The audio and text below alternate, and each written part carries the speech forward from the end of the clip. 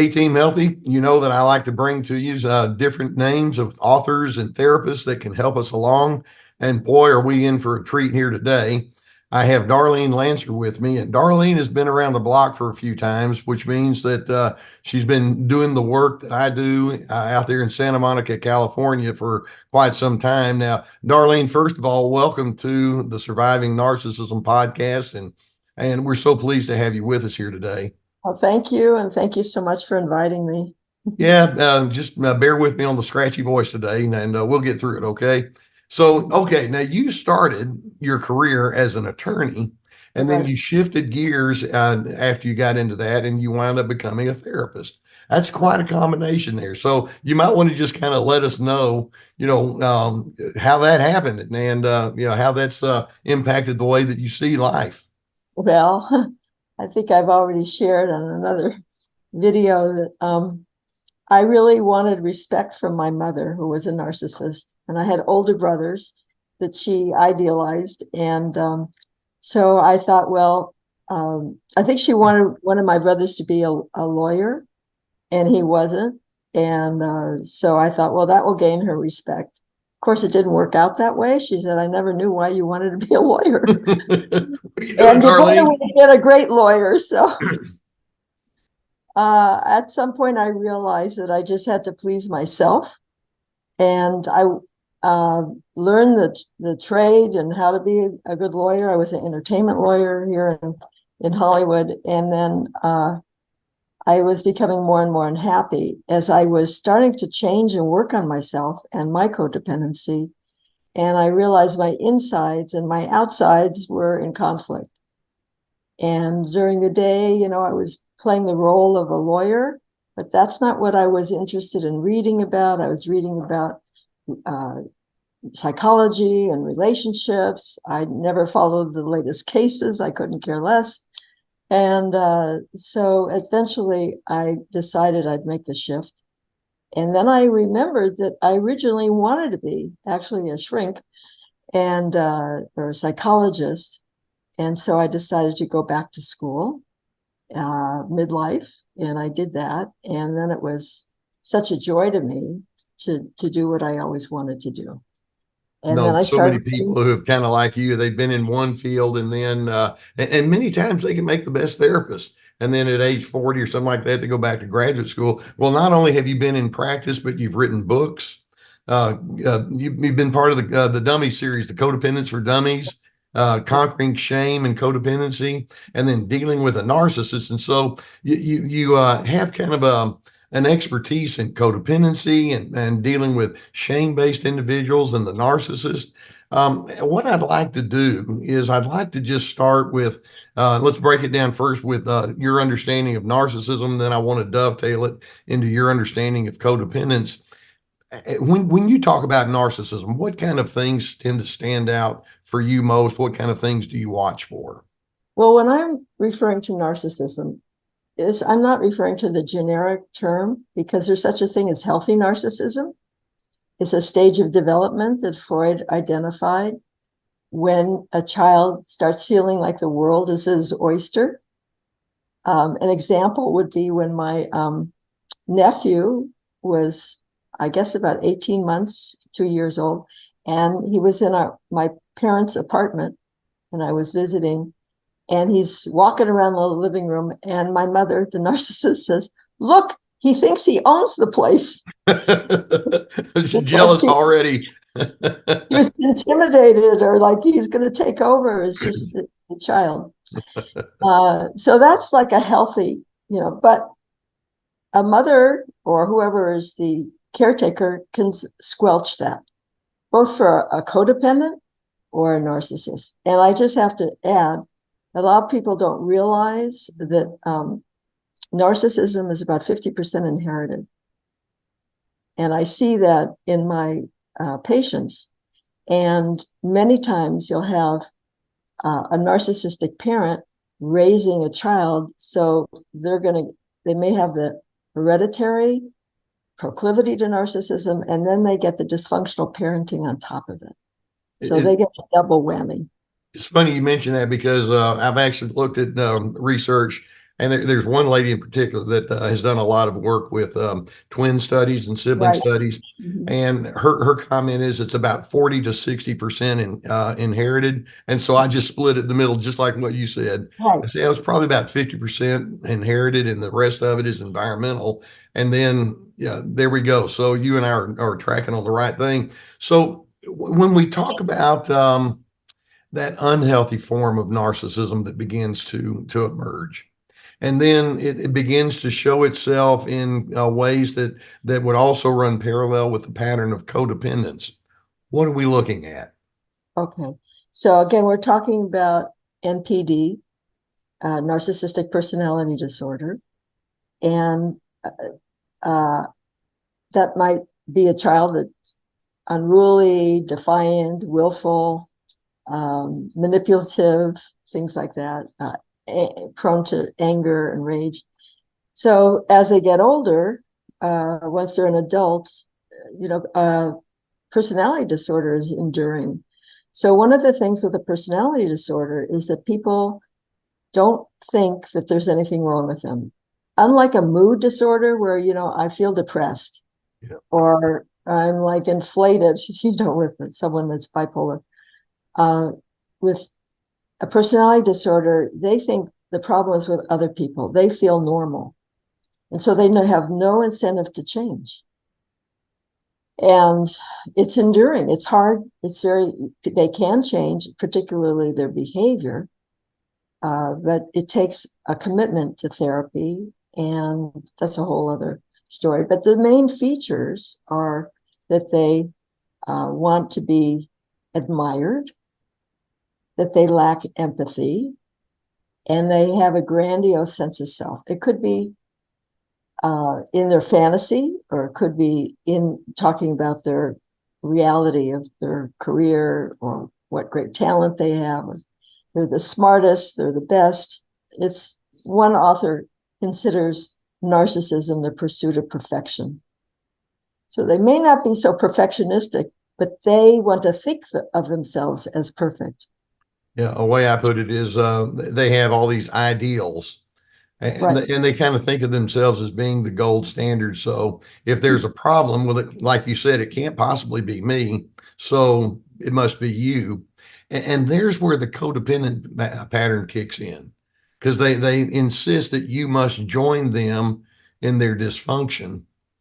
Well, here's where shame kicks in too. Well, I just want to mention a couple other symptoms, which would be exploitativeness. You can think of 3 E's, like the lack of empathy and entitlement. And research shows that that is the hardest thing for the partner to live with, Yeah. the narcissist sense of entitlement. And, they'll tell me, well, I did this for my husband and this, and I did that, and I sacrificed, and he won't do this one thing. And I say, you don't understand the mind of the narcissist. You have to communicate and understand from their point of view if you want to get your point across. But with what ties the codependency to the narcissist, what's key is shame. And having researched and studied all 3 of these topics, I really see very clearly the link. And when I wrote Conquering Shame, I said that I couldn't really determine which comes first, shame or codependency. So I say they co-emerge out of this dysfunctional environment. So they share symptoms with the narcissist, or the inverse, the reverse symptom. And I'll go into that in a minute. But one of the differences that the codependent develops these symptoms because of the environment and its learned behavior or model behavior. So it's much more easy for them to change, and they have empathy too. So it's more easy for them to change than the narcissist, especially if it's genetic. If it's a personality disorder, it's very enduring and it's very resistant to change. So those are some of the basic difference. Now, go ahead. Go ahead.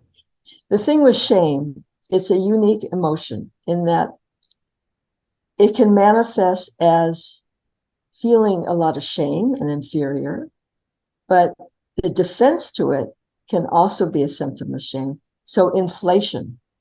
So I see that the narcissist and the codependent, they both have shame, but one is up here having impaired self-esteem, thinking they're the greatest, and then the codependent thinks that they're less than. Now, the interesting thing is that the narcissist also is insecure, but it's either unconscious or less conscious, or only comes out when they have fail or something like that. There's degrees of consciousness about their insecurity, but it comes out in their behavior because they have to brag and they have to think they're arrogant is another symptom. Think they're Talk better about that more, Darlene, because so many narcissists would, if you were to say, well, I just sense that you're pretty shame-based, it'd be like, no, you missed on that one, Doc.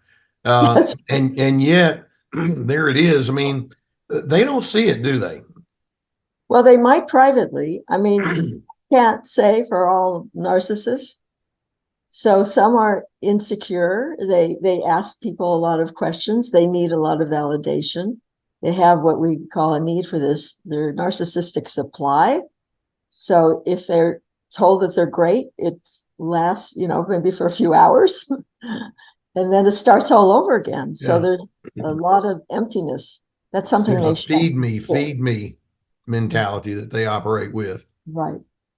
So because of this, you could also look at a continuum to codependent, someone with very low self-esteem, and maybe healthy self-esteem in the middle, and then false pride or impaired on the other. So you want to get both the codependent and the narcissist, you want to get to the middle. It's just a healthy, realistic sense of yourself, not inflated and not deflated by your internal critic. And by the way, the narcissist, so here's more about this paradox I call it the paradox of shame. So when you're in a deflated, I think of it the superior position, you think you're better than, and the inferior when you think you're less than. So here's what happens because of the defensive projection. So when you're in the inferior position, you tend to idealize others. You think others are better than you. So codependent would idealize the narcissist's grandiosity, their boldness, their agency, that they can get things done. We call it, the exhibitionist narcissist is called agenic, and they have agency. So they're leaders, they're convincers, influencers, they're bold. And so the codependent, who's typically is more cautious, is going to look up to that. And they will feel good just being around that. It kind of rubs off that improves their self-esteem. Like, I want to be around somebody who's powerful or famous, and they look up to that. And so early on, it may be a kind of a match, but then ultimately a pretty dysfunctional match. That's right. Now, the other thing is, if you're in a superior position with like a narcissist, not just narcissists, but people who think they're better than or arrogant, their inner critic then will look down on other people. They'll project their criticism, and codependents do this too. So they'll make other people less, or they think they're a better class, or they have more money, or they look down on other races, or just individuals, employees, things like that. And they think that they're better than, but that critic is then projected on someone else rather than on themselves. So it's kind of a crisscross. I have diagrams in my books explaining that. So many people in our audience have been entangled with individuals with that strong condescending mindset and better than, and over time they begin questioning their own validity. Yeah. Do I matter? Because this person in front of me sure doesn't seem to think so. And I guess as time goes on, that narcissist can have a way of just whittling away at that other individual's internal sense of resolve. Help us understand how that happens, and specifically that person who's on the receiving end of it. Well, I just wrote a blog. Actually, I think it was live today on children of the symptoms of children of narcissists and addicts. Because it's very interesting, and I know a lot about the addiction area too, that children of alcoholics suffer for some of the very same symptoms of children of narcissists. So you have the ignoring and shaming of their feelings, of their needs, of their traits, their interests, things like that. And the parent is not attuned to, not empathetic with the child. And every child needs to feel like the parent wants a relationship with them for who they are, not for what they do. That's the difference between conditional love and unconditional love. Yep.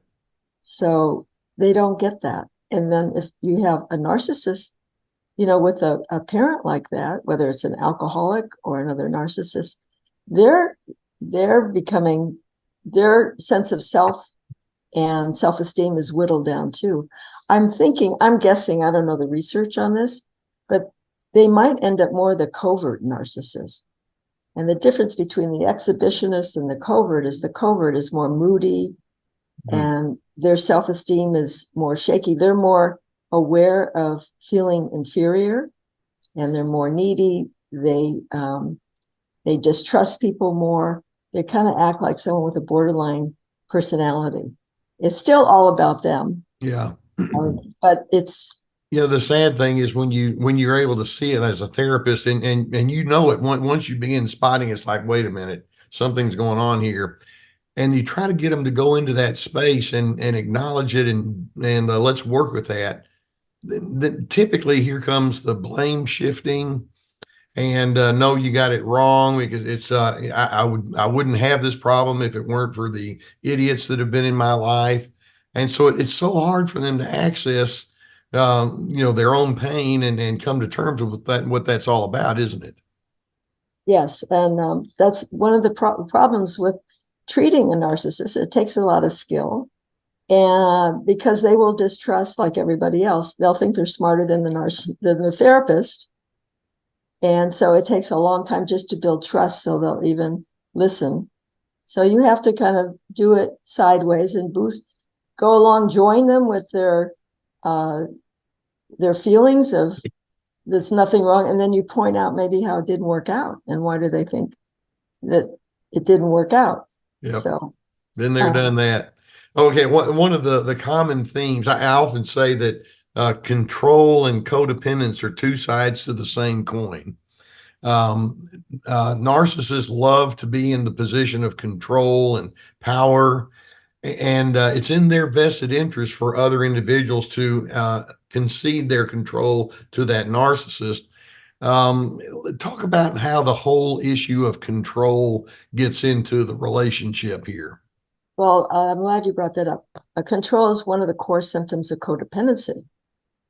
So I just want to preface this by saying codependents in the family, to survive, and based on the environment and their personality, they usually will take one of three tracks. Either they will seek power, to be in charge, to feel safe and secure, or they'll want to be loved. So that means pleasing and accommodating to the parent, not to make waves. So they'll be safe that way. And then the third track is, well, I'm just going to step back, and I don't want to get in the mix. I'm just going to withdraw and watch video games, read my books, and not get involved. So the difference between the narcissist is that they seek power, and that's how they feel safe. It's actually a defense. Their whole personality is a defense to their insecurity and their shame. So if I'm powerful, I can't, and I'm perfect, I can't be criticized for anything. I can't be hurt. So I'm going to stay in control. And they're always watching the environment, scanning the environment to see who's on top. And it has to be them. And they will use impression management with huge. Yeah, with charm. And I know you've written about the false self, which is what we're talking about. Charming, bragging, all that to make you look up to them, so they think they're admired and number one. When that doesn't work, then they discount you and they put you down. So first They try the easy way and then the hard way. But the codependent, to them, the most important thing is being loved and accepted. So they're going on different tracks. So the narcissist will sacrifice the relationship for power, or you could say for themselves. And the codependent will sacrifice themselves to maintain the relationship. Okay, say that again, because that's worth repeating. Yeah. The narcissist they're in the pursuit of power, and they will sacrifice the relationship, meaning their partner's welfare and feelings, whatever, to be on top, to have that control and power. Their partner, the codependent, will sacrifice themselves. They keep giving away more of themselves to please, thinking, now he'll love me. Now she'll do what I want. If I just give her this one more thing, if I buy her another gift, if I go along, they go along to get along. The narcissist doesn't care about getting along. They want to get ahead. Yeah. Instead of getting along. So well stated. And as you're talking, I have a background of doing a lot of anger workshops and writing about that topic. Both sides of that equation are kind of in a setup mode, if you will, for unhealthy anger. That more narcissistic person is going to be more outward and aggressive in their anger, whereas that one who's just seeking I'll do whatever I have to do to get accepted, they go into the suppressive mode, and so it can morph into passive aggressiveness or depression or anxiety. Now, where does the anger factor come into all of this? I'm so glad you brought that up, because what you're saying is not just true for anger, but for a lot of symptoms. Codependent, the narcissist, it's not just in these relationships. In a lot of relationships, one partner expresses the disowned parts of another. So one person may be very orderly, and their partner is very messy. They kind of, or one excels and the other one is kind of can't manage their life. And so it's like other parts of them to make them whole. So the codependent frequently will, either their anger was shamed, which it was in my home, I was like punished for getting angry, or they're afraid they'll alienate the person. The narcissist wants to push people away. Their aggression is a way they keep safe. I'm going to push you away. The codependent wants to pull you in. So they don't want to express their anger. They're afraid they're risking the relationship. So they keep swallowing it. And that's how they give up parts of themselves. But so they're two sides of a coin. And when you look at another symptom, dysfunctional communication, the narcissist will be aggressive, as I said, or often passive aggressive. And maybe a covert will be more passive aggressive. And the codependent will be passive. They won't speak up, or they'll be passive aggressive. They'll do it indirectly with behavior. Yep. Late for things or forgetting things. It's a way of saying no when you don't have power. So, and then boundaries, the symptom of boundaries. They both have dysfunctional boundaries. And the codependent, this is very interesting. The codependent doesn't see themselves. They're focused on others. Their boundary, they don't have a boundary of themselves. The narcissist is the flip side. They only see themselves. They see others as like stick figures with no feeling, two-dimensional. So they don't really see others. Other people are just a projection of themselves or what they're feeling. A lot of times what a combination. What they're thinking about themselves by what they say to you. If they, shame you for putting on weight, they probably think that they're gaining weight or something like that. Yeah. Yeah. As you're talking, and we only have a few more minutes to go, but I want to address how this can ultimately mushroom and become an abusive kind of a situation. How does that happen? Well, usually after the romance is over, the narcissist, it takes a lot of effort for them to be winning you over and pleasing you and getting you to love them and like them and get their needs met. So when they finally realize that they do, they don't have much incentive to please you. So then their other side comes out, the Jekyll and Hyde, and they get impatient if their needs aren't met. It's mainly the lack of empathy. Yeah. They're both codependents and narcissists are both very sensitive to criticism, but the narcissist very different will ways. react with rage. And here's another thing about shame. Rage is a defense to shame, aggression. So the narcissist will lash out. The codependent will think, oh, they're right. It is my fault. They will attack themselves. So those are different ways that people react to shame. And that happens a lot with couples, where one will attack and the other withdraws. And then they attack themselves. Yeah. And they go into the book in shame. So they'll start, if they're not getting their needs met, if you're not perfect, they'll start finding fault with you. And the more they find fault with you, the less, it's like they destroy the person that they loved and they idealized, the person that they wanted, I don't know about looked up, but the person that they wanted to make them look good or that part, yeah, fall in love with. And by the way, this can be beyond just couples too, right? I mean, you mentioned parents or at work or friendships or siblings or all those relationships. And by the way, I just don't want to forget to say that in my opinion, narcissists are codependents too. So yeah.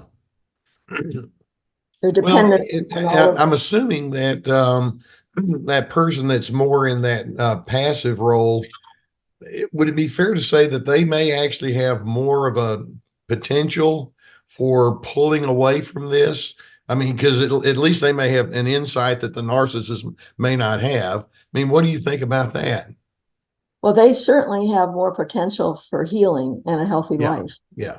The narcissist, it's sad. I mean, they didn't choose to be narcissists, and they end up, unhappy usually sooner or later. But it's everybody else's fault.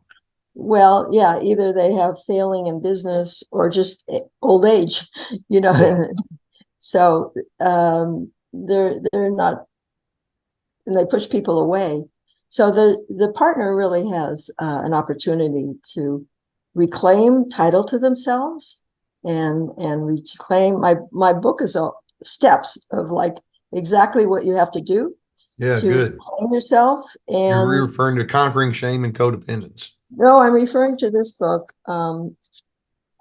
Dating, Loving. That's new. I haven't seen that one. Okay. Dating, Loving, and Leaving a Narcissist. Outstanding. Good. Thank you.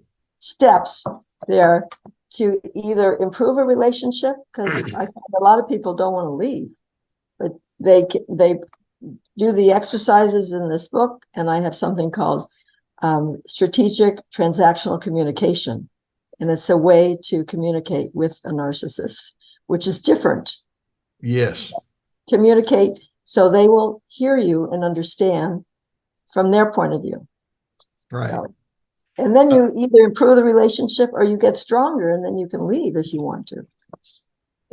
You were touching on this.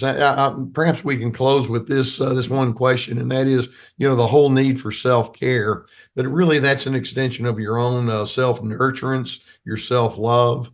And in order for us to get away from these kinds of dysfunctional exchanges, we need to have a much more balanced and solid appreciation, that middle ground that you were talking about, with respect to who we are and self-love and esteeming ourselves properly. Let's end with a description. What does that look like? How do we get there? I know that's a huge question. That I think it's really hard for codependents. It's been one of the hardest things for me to learn too. And I think it's hard to do in an abusive relationship without support, because you don't know another reality. You don't have people reflecting back to you who you are, to remember who you were before you got in this relationship. Well, the narcissist is not going to say, hey, tell me what you think about that. They're just going to say, here's what you need to think. The problem is the partner keeps going to the narcissist to get approval. You're just going to get more abuse. So you have to look the other way. And most codependents don't learn how to nurture themselves. They have the low self-esteem. So I have webinars and books on like how to raise your self-esteem. And the first step I would say is start becoming aware of self-criticism. I always say this because that's the number one thing that you can change. And it's the most destructive thing. They used to say that, depression was anger turned inwards. Well, that's shame. That's what shame is. Yeah. And that it could even lead to suicide. Yeah. So you have to start paying attention, write down all your negative self-talk. And it's more than like bubble baths. It's like honoring your feelings, honoring your needs, finding out It's an what ongoing process, isn't it? It's a process. You have to learn. It's hard to set boundaries if you don't think you have any rights. Yeah. So you have to, and those come from your feelings. What do you feel when someone puts you down? What do you want? What do you need? And codependents have both narcissists and codependents have a lot of denial around their emotional needs. I'm gonna jump on a little. This is one of my trigger thoughts, and I'm gonna take what you just said, and then let's add something to it. Okay, they don't see self-love as a right.